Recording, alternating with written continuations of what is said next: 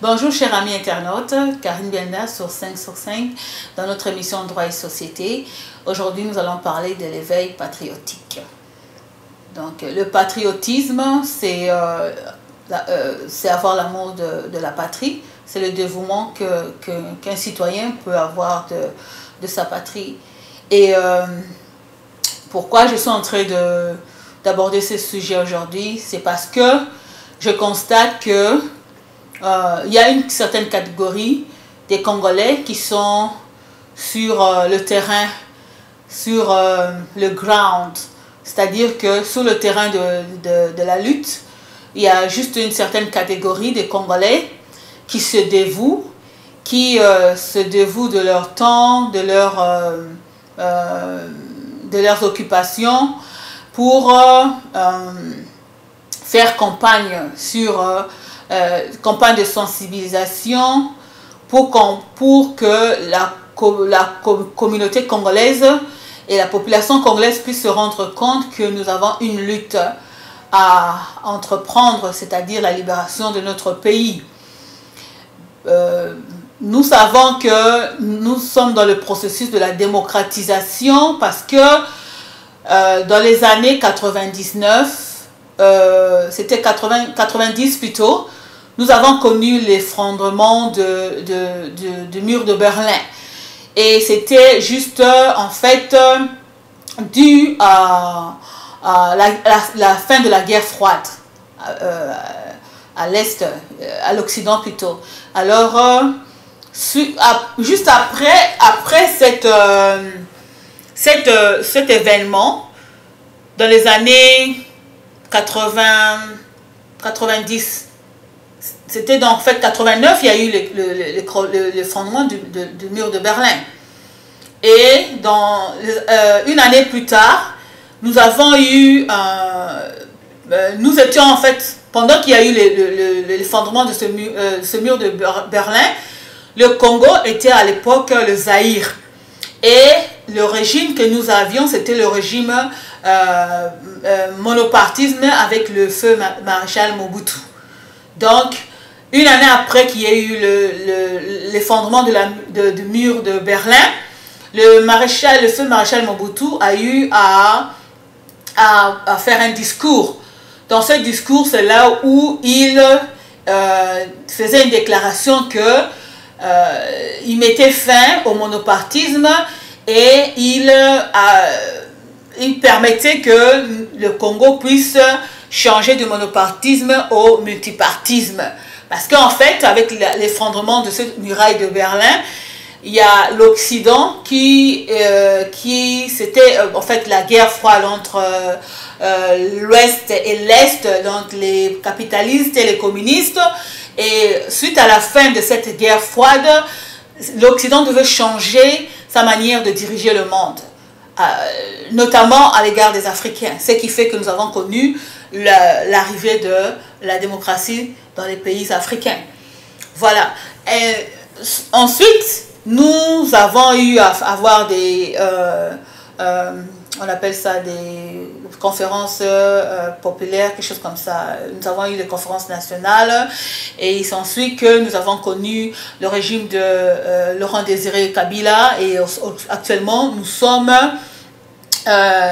au régime de, je pense, à d'être la Troisième République avec le président Joseph Kabila qui a été élu au suffrage universel pour un mandat qu'il a renouvelé pour la deuxième fois. Il est encore réélu pour le deuxième mandat. Et nous avons aussi une constitution qui est purement démocratique. Une constitution qui est tellement démocratique et claire. Voilà. Bon, il s'ensuit que ce n'est pas notre lutte pour la libération du Congo, de notre pays, le Congo, ne se limite pas à faire partir la classe dirigeante actuelle. Mais aussi, nous avons une lutte par exemple pour les droits civiques, par exemple une lutte pour la protection de la Constitution parce qu'elle est manipulée par nos dirigeants. Et nous avons aussi une lutte au niveau de la population, c'est-à-dire que nous devons faire des campagnes d'éducation nous devons éduquer la masse parce que la population congolaise a vécu la dictature pendant 30 années, plus de 30 ans, et elle a été un peu, si je peux dire entre guillemets abrutie. C'est-à-dire que il faudrait maintenant que la population s'habitue et prendre conscience de ce que c'est que la démocratie. La population devrait connaître ses droits et obligations et la population devrait aussi bannir la peur.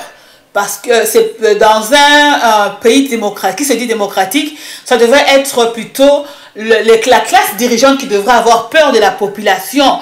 Mais nous, au Congo, c'est plutôt la population qui a peur de la classe politique à cause des répressions. Parce que elle se cherche, elle n'a pas une connaissance parfaite, totale de ses droits en tant que pays démocrate, que cette population a le pouvoir entre ses mains de pouvoir lutter et s'opposer contre tout obstacle ou toute oppression que la classe dirigeante aurait à exercer sur la population en cas de, par exemple, une occasion de vouloir faire une révision constitutionnelle, par exemple. Donc, je voudrais conscientiser la population congolaise dans le sens aussi que nous sommes tous Congolais et le pays, c'est un pays qui est grand, il est vaste, il regorge beaucoup de richesses naturelles du sol et du sous-sol. C'est un pays qui a un potentiel économique. C'est un pays qui peut devenir une grande puissance. Et ce pays, qui est la République démocratique du Congo, qui est un grand pays, est doté, a plutôt une population. C'est-à-dire que pour que notre pays soit développé, elle a besoin de la participation de la population. C'est-à-dire qu'elle a besoin de l'homme, le citoyen congolais, l'homme congolais, la femme, la citoyenne congolaise et de l'enfant congolais. En fait. Alors maintenant, si pour cette lutte que nous avons de pouvoir libérer notre pays, il y a juste une catégorie de personnes, c'est-à-dire que certains politiciens de l'opposition, certaines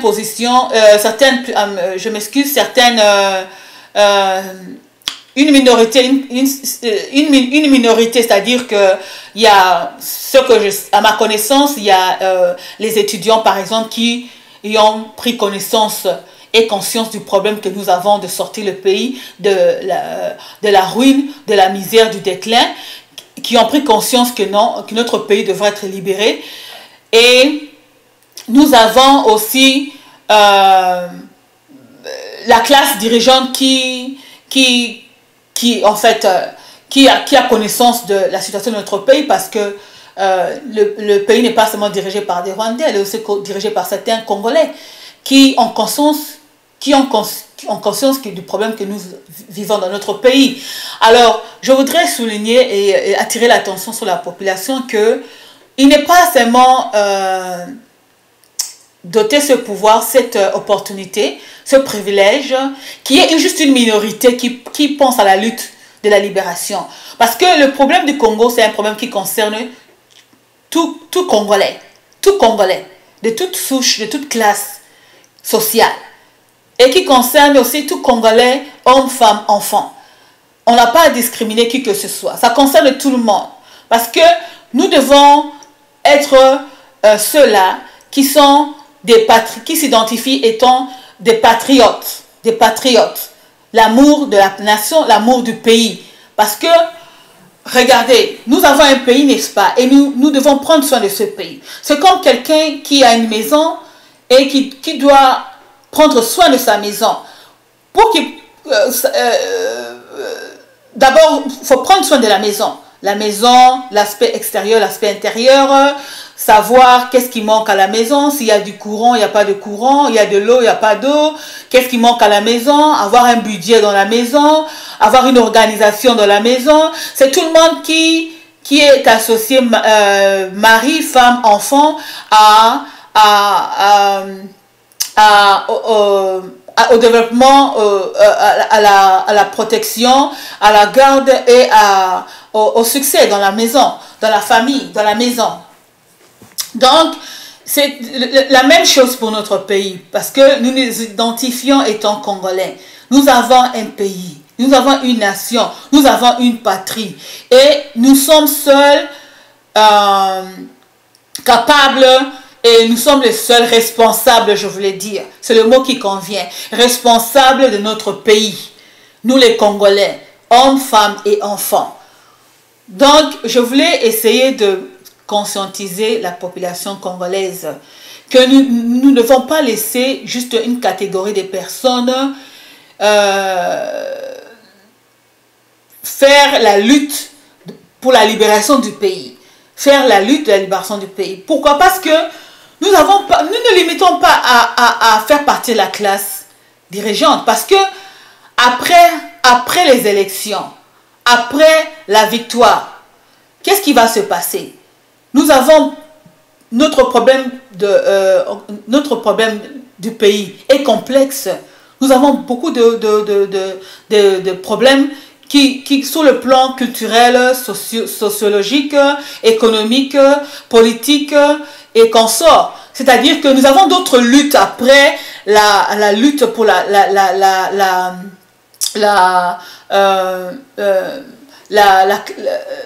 après le départ de la classe dirigeante, c'est ce que je voulais dire. Parce que, je vais donner des exemples. Je vais prendre deux pays, où je prends par exemple l'Amérique. L'Amérique, nous connaissons l'histoire de l'esclavagisme. Il y a eu les Américains, ceux qui étaient propriétaires des grandes fermes, qui avaient besoin de la main-d'œuvre pour cultiver la terre. Et à l'époque, c'était les Indiens, mais qui ne donnaient pas la satisfaction de ces propriétaires des plantations. Et c'est ainsi qu'il y a eu l'idée d'aller en Afrique et à faire la traite des esclaves. Et les Noirs sont arrivés dans ce pays. Ils ont vécu des moments de souffrance avec l'esclavagisme. Et les Noirs ont lutté pour leur libération. Et finalement, ils ont eu leur libération. Il y a eu l'abolition de l'esclavagisme. Il y a eu l'abolition de l'esclavagisme. Mais ce n'était pas tout, la libération. Parce qu'après la libération, il y a eu le problème de la ségrégation raciale. Et les Noirs devaient lutter pour les droits civiques. Le droit au vote, les Noirs n'étaient pas permis d'utiliser les mêmes toilettes que les Blancs. Il y avait la ségrégation raciale. Et les Noirs ont eu à lutter, à faire des marches, à lutter pour les droits civiques. Vous voyez un peu. Et ensuite, aujourd'hui, le Noir vit maintenant ce problème de racisme proprement dit. C'est-à-dire que maintenant, nous vivons ils sont en train de lutter contre le racisme proprement dit. Ils vivent le racisme comme nous le voyons dans les news, dans les informations, la police blanche avec les Noirs américains. Ils sont encore dans cette lutte-là aussi. Ça veut dire que je voulais mettre une autre parenthèse pour expliquer que la lutte ne se limite pas à avoir le pouvoir au Congo pour qu'il y ait un changement total. Après ça, il y a encore une autre lutte dans notre pays, le Congo, parce que nous avons par exemple la femme congolaise, elle est dans la lutte contre la discrimination. C'est-à-dire que je peux mettre ça dans la lutte des droits civiques, la femme congolaise, parce qu'elle est l'enfant congolais. Ils sont des vulnérables, des personnes vulnérables qui vivent la discrimination jusqu'à aujourd'hui. Alors, il y a encore une autre lutte. Et nous avons aussi une seconde lutte, c'est la stabilité de notre constitution. Notre constitution n'est pas stable. Les dirigeants manipulent nos textes comme bon leur veut, comme bon leur semble. Ils manipulent les textes comme ils veulent. Et la constitution congolaise en soi n'est pas stable.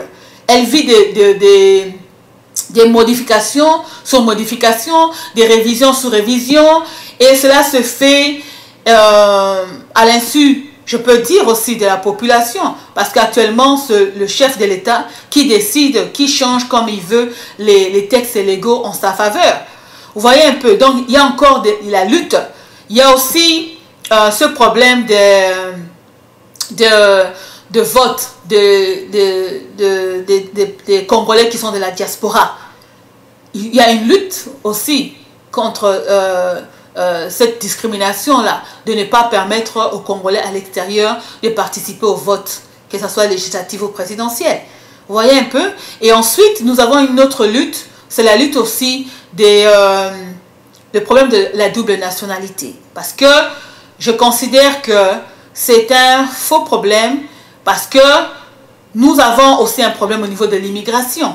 Il y a des réformes qui doivent être faites au niveau de l'immigration, parce que nous avons le Congo comme pays limitrophe.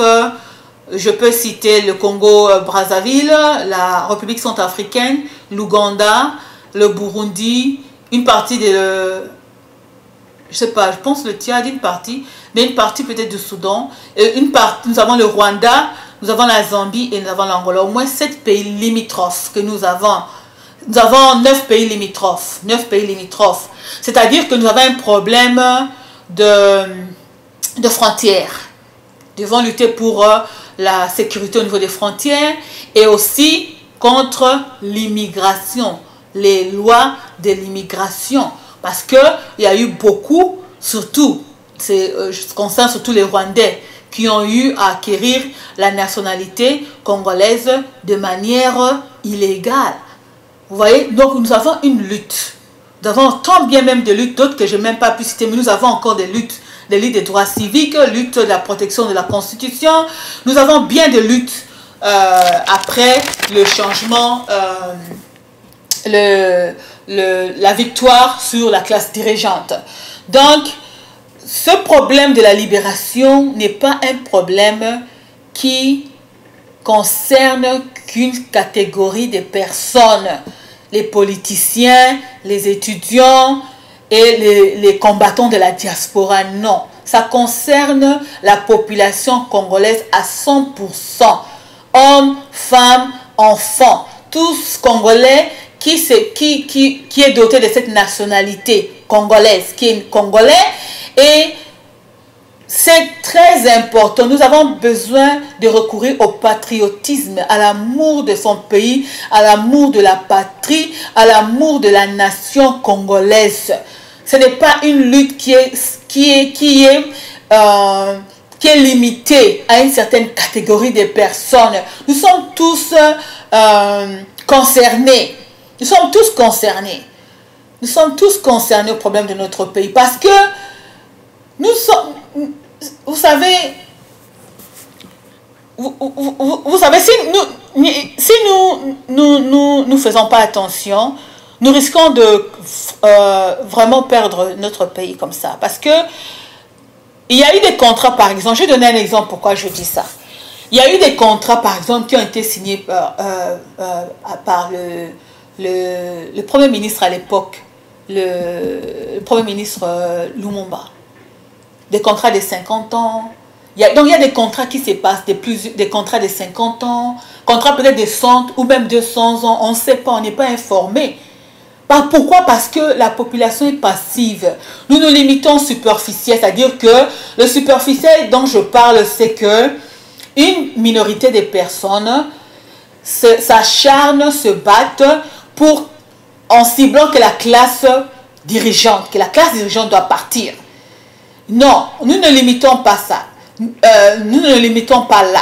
Il n'y a pas seulement la lutte qui concerne la minorité de la population congolaise et il n'y a pas aussi seulement cette lutte contre la classe dirigeante. Nous devons lutter contre les droits civiques qui sont... nous devons lutter contre les droits civiques aussi. Nous devons aussi lutter pour la protection de la constitution de notre pays. C'est très important. Nous devons stabiliser cette constitution. La constitution ne peut pas être manipulée comme bon le semble c'est pas possible. C'est la population qui détient, la population doit prendre conscience qu'elle a le pouvoir entre ses mains.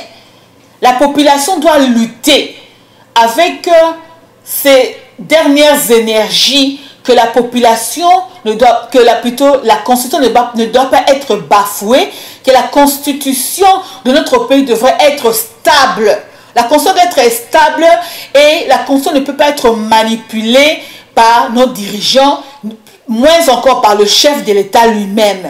Nous devons nous conscientiser, nous devons faire cet effort de prendre en main le problème de notre pays. Parce que nous risquons de perdre ce pays. Nous risquons de perdre ce pays. L'ignorance tue. Parce que si nous sommes une population, nous avons le pouvoir entre nos mains plutôt, je m'excuse, et nous ne prenons pas soin de ce pouvoir, de maintenir ce pouvoir, de garder ce pouvoir entre nos mains par ignorance et par passivité, nous allons perdre ce pouvoir et nous allons perdre notre pays. Nous allons encore attendre combien de siècles pour pouvoir ne fût-ce que palper et voir le progrès, le développement de notre pays. Parce que si nous avons la stabilité de notre constitution, nous faisons cet effort de protéger notre constitution. Nous créons donc la stabilité. Et si nous avons cette conscience-là que nous devons lutter pour les droits civiques, c'est-à-dire que nous sommes sur le chemin, la route du développement. Parce que chacun de nous, chaque Congolais sera aware en français, sera sous ce garde sera bon, le terme en français m'échappe, mais c'est en anglais, to be aware, c'est-à-dire que chaque Congolais sera sur ce garde de ne pas perdre ce qu'il a entre ses mains. Le pouvoir de notre pays, le Congo, est entre les mains de l'homme congolais, du citoyen, de la citoyenne, de la femme congolaise et de l'enfant congolais. Nous avons ce pouvoir entre nos mains. Notre constitution est démocratique. Elle est bonne, notre constitution. Elle est démocratique. Nous devons veiller sur notre constitution. Ce n'est pas un problème qui concerne que les politiciens, qui concerne la classe dirigeante, qui concerne un certain nombre d'intellectuels, par exemple d'étudiants conscients que nous devons lutter pour la libération de notre pays. C'est très important, ça concerne tout le monde. Tout le monde est impliqué. Raison pour laquelle nous devons nous battre, faire un effort. Nous devons être involved, nous devons être nous devons être concernés à propos de ce problème, le problème de notre pays. Je fais appel au patriotisme de mes frères et sœurs congolais, que nous ne devons pas être là passifs, passer le temps à la cuisine, par exemple, non, quand il s'agit d'avoir des réunions ou bien de signer une pétition, par exemple, où il y a fundraising pour le Congo. Ça, c'est un sujet ça dérange. Mais quand il faut aller dans des concerts de musique qui ne sont même pas des sujets qui concernent, parce que notre problème, c'est que nous sommes dans la crise, hein, c'est une urgence. Nous sommes dans la crise actuellement. Alors quand il s'agit, je n'empêche pas les gens de se divertir. Si vous voulez vous divertir, vous pouvez le faire. Mais je vais juste conscientiser le Congolais que nous avons un problème. Et nous devons faire un effort d'être concernés, d'être plutôt de participer d'une manière ou d'une autre. Il y a plusieurs moyens de lutte. Il y a ceux qui luttent dans les réseaux sociaux, il y a ceux qui, il y a des pétitions qui peuvent passer par-ci, par-là, il y a ceux qui font des marches pour éviter, pour empêcher, pour s'exprimer, ou bien pour empêcher certaines réunions qui sont pas logiques, qui sont pas catholiques, qui sont un peu suspects, qui ne méritent pas,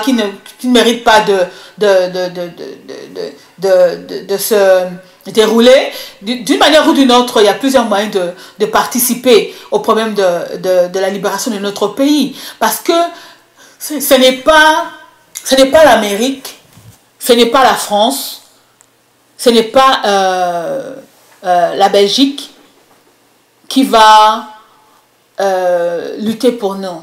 Parce que aujourd'hui, nous sommes là en train d'attaquer, de condamner la communauté internationale. Mais je pense que nous devons faire preuve de maturité aussi. Nous devons faire preuve de maturité parce que je sais que le pouvoir, la communauté internationale plutôt, n'est pas ignorante que nous sommes un pays démocratique et que le pouvoir est entre les mains de la population. Ils le savent. Ils ne peuvent pas, la communauté internationale ne peut pas descendre dans notre pays pour le faire. C'est nous-mêmes, la population, qui devrions le faire, le prouver, l'utiliser, ce pouvoir que nous avons entre nos mains. Nous devons utiliser ce pouvoir. Ce n'est pas autre chose. Le problème des multinationales. Et bien sûr, il y a un problème des multinationales qui viennent à l'Est, qui ont implanté leurs compagnies pour l'exploitation du coltan, l'exploitation du cuivre et tout consort et tout, nous connaissons. Mais ce n'est pas aussi une raison d'être passif. Ce n'est pas une raison d'être passif, que ça soit juste quand on parle d'un problème concernant le Congo, les gens sont passifs. Certaines personnes, je pense que ça peut être 80% de la population est passive. Ils sont trop passifs. C'est juste une minorité. De ceux qui ont l'ambition politique, les politiciens, les étudiants, les combattants de la diaspora, qui s'y mettent, qui travaillent, qui sont même... Aujourd'hui même, je suis vraiment étonnée d'apprendre que on qualifie les combattants de la diaspora de voyous. On les traite de voyous, de beaucoup de choses là. Je pense que chacun a sa manière de lutter pour son pays, du moins que ça ne va pas à l'encontre des droits et libertés des citoyens. Du moment, si nous faisons une lutte qui est du moins légale, dans la légalité, ce n'est pas un problème. Pourquoi il faut traiter les autres combattants de la diaspora de voyous? C'est-à-dire que il y a des personnes mal intentionnées de pouvoir empêcher empêcher les patriotes, ceux qui ont cet amour de leur patrie, de pouvoir lutter, se défendre contre toute forme d'oppression. Vous voyez un peu. Donc, c'est très important. Nous avons une longue route. Parce que, comme je l'ai expliqué, les Noirs américains, eux aussi, ils ont eu à lutter. D'abord, il y a eu l'abolition de l'esclavagisme. Ils ont eu, après l'abolition de l'esclavagisme, la ségrégation raciale. Ils ont lutté et ils ont pu obtenir des droits civiques. Et aussi, ils sont actuellement en train de vivre aussi le racisme proprement dit. Et ils sont en train de lutter. Alors, la lutte n'est pas bornée que sur une catégorie de personnes. C'est toute la population nord-américaine qui lutte contre le racisme. Nous aussi au Congo, nous avons à lutter. Lutter contre, il y a aussi le tribalisme au Congo. Nous devons aussi lutter. Parce que l'on ne prenne pas ce problème du Congo juste sous l'angle politique. C'est-à-dire que non, c'est la politique. Nous avons tendance à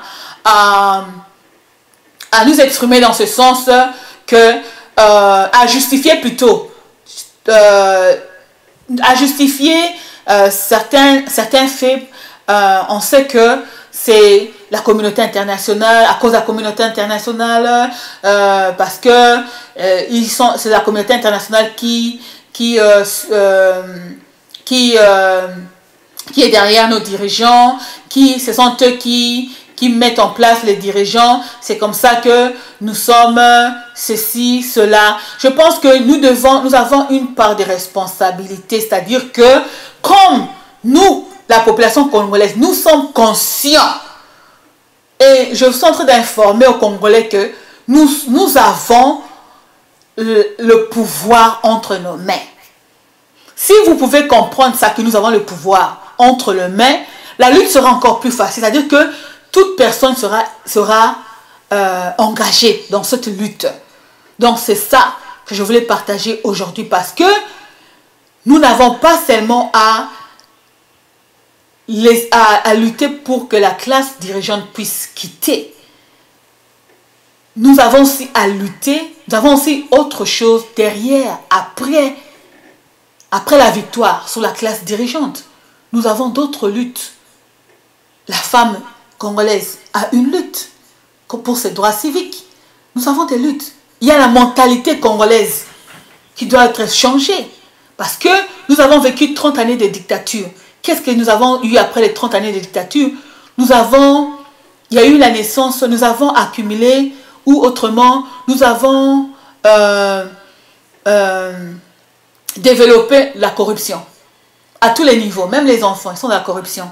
Pour s'inscrire même à l'école, il faut corrompre. Pour avoir un diplôme d'État, il faut corrompre. Il y a la corruption à grande outrance.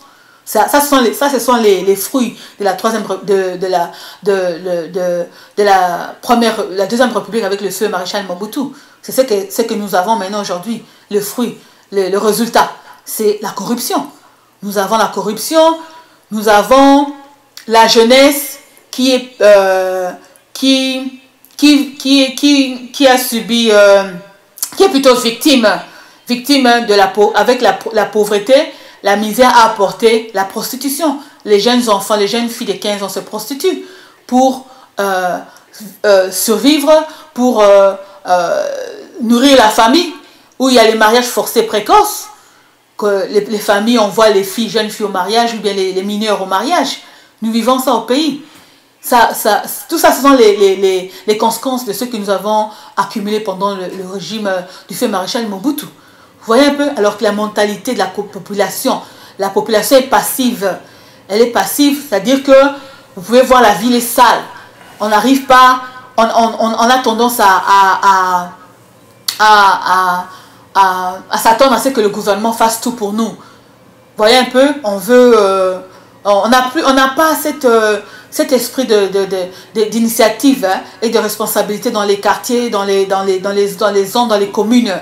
Vous voyez, donc on doit éduquer la masse. Et l'hygiène, il faut éduquer la masse, parce que ça n'y est plus. Les gens jettent les poubelles par-ci, les immondices par-ci, par-là. Ça amène les maladies. Les gens sont dans le chômage, ils ne sont pas payés et ils n'ont pas assez d'argent pour avoir accès aux soins médicaux, et ça en suit la mort. Donc il y a vraiment un travail à faire avec la mentalité congolaise. Vous voyez un peu, nous avons un travail à faire. Alors, toutes ces choses-là nécessitent la contribution, l'apport de tout Congolais. Notre pays sera développé, ira de l'avant qu'avec l'apport, la contribution, l'engagement de la population congolaise. Donc, je voulais conscientiser le Congolais que nous sommes tous appelés au nom du patriotisme à participer au progrès, au développement de notre pays. Je ne pense pas que nous allons être motivés d'aller d'émigrer vers d'autres pays, parce que dans les années entre 70 et 73, il faisait beau à vivre au Congo et les gens venaient se faire soigner au Congo. Alors, il n'est pas trop tard. Nous pouvons reprendre notre pays entre nos mains et essayer de travailler dessus. Vous voyez? Alors, en fait, je voulais encore une fois conscientiser la population congolaise à participer. Je fais appel à la conscience, au patriotisme, hein, de pouvoir ne pas laisser juste une catégorie de personnes d'avoir ce privilège, cette motivation de pouvoir faire cette lutte pour la libération du pays, parce qu'après la libération, nous avons encore d'autres luttes, nous avons encore d'autres problème à résoudre. Alors, il est temps que nous prenions conscience de ce problème. Engageons-nous. Et lorsque nous nous engageons, nous avons la victoire sur la classe politique et nous continuons notre lutte pour les droits civiques. Nous continuons notre lutte pour la protection de notre constitution. Nous continuons notre lutte pour le changement des mentalités. Et nous continuons notre lutte pour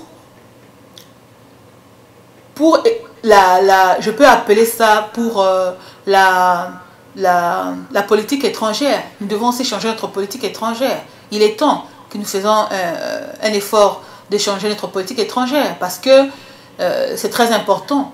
Nous devons aussi avoir une politique étrangère. Nous avons connu bien des Congolais qui ont été aussi maltraités et expulsés, même exécutés dans des pays étrangers. Nous devons changer notre manière d'exercer notre politique étrangère. Donc il y a beaucoup de choses qui doivent nous avons une grande lutte, nous avons un grand combat. Alors c'est ce que je voulais partager aujourd'hui. Je vous remercie pour avoir été à l'écoute. Je suis ouverte pour vos critiques, surtout vos critiques. J'ai besoin de vos critiques, vos points de vue. Et nous nous retrouvons pour la prochaine émission dans Droit et Société. Merci. Bonne journée. Jimbo Car Repair, situé à Beltsville au Maryland, offre un travail de qualité sur vos voitures, ceci grâce au savoir-faire de ses mécaniciens sur les voitures américaines comme étrangères. Pour vous assurer un bon entretien de votre véhicule, une seule adresse, 11 401 Somerset Avenue, Beltsville, Maryland, 20705, numéro de téléphone 240 547 07 99.